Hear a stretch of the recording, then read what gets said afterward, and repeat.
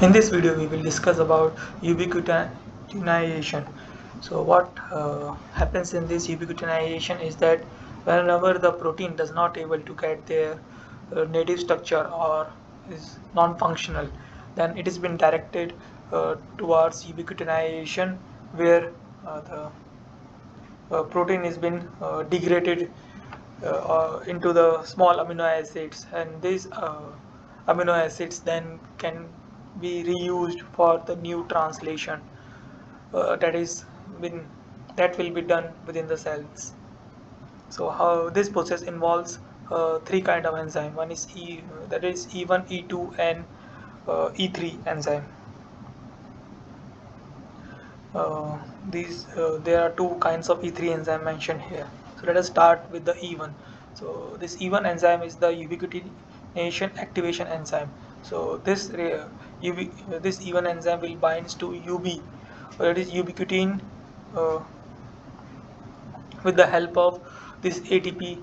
Uh, so this reaction requires the utilization of ATP, and this even after the first reaction, this ubiquitination is activated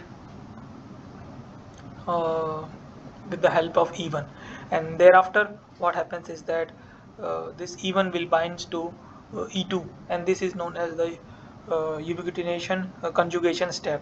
So in this case, the activated UB will then binds to E2. After that, what will happen is that there are two kinds of E3 available. First is the ring E3, another one is the Hackett E3. So let us first discuss this ring E3.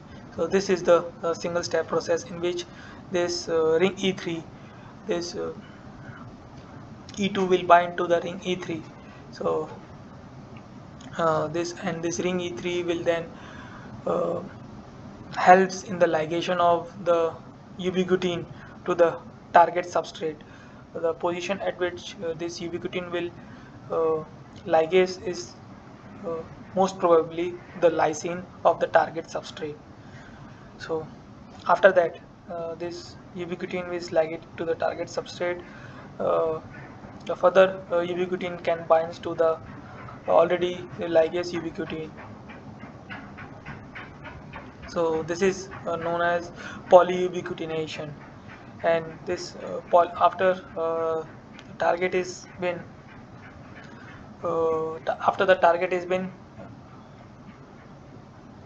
go through the polyubiquitination process, it will then this ubiquitin then di diverts or trans helps in the transport of this target to the proteasomal 26S of the proteasomal, where the target will get degraded into the amino acid, and this ubiquitin will remove from the target and can be recycled for further ubiquitination step. So let us first discuss the another E3 ligase before going to the DUB, that is deubiquitination enzymes. So in Hackett E3 ligase, what happens is that it will binds to the E2, and this leads to the transthiolation reaction. That is, thiol is been transferred from E2 to E3. So after this, ubiquitin is now transferred to E2 to E3. In this is the two-step process in Hackett E3. So now this E3 will then uh, now this E3 that is conjugated to ubiquitin directly will then uh, helps in binding to the lysine amino acid of the target. So this is the two-step process. First, the ubiquitin is transferred to E3, and then this ubiquitin binds to E3 will then helps in the ligation of this ubiquitin to the target enzyme, specifically on the lysase amino acid of the target enzyme. And after that, the polyubiquitination process occurs, and then target will this ubiquitin will helps then transferring or transport of this target to the 26S proteasomal degradation, where the target is been degraded into the amino acid, and this amino acid can be recycled for further translation, and this ubiquitin can be recycled for further ubiquitination.